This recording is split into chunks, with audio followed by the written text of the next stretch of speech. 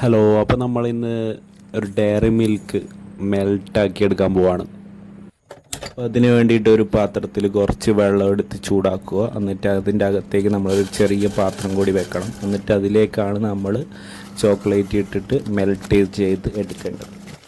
എന്നിട്ട് അതിലേക്ക് ചെറിയ ചെറിയ പീസുകളായിട്ട് നമ്മൾ ആ പ്ലേറ്റിലേക്ക് ഇട്ടിട്ട് നമ്മളത് ഇളക്കി കൊടുക്കുക.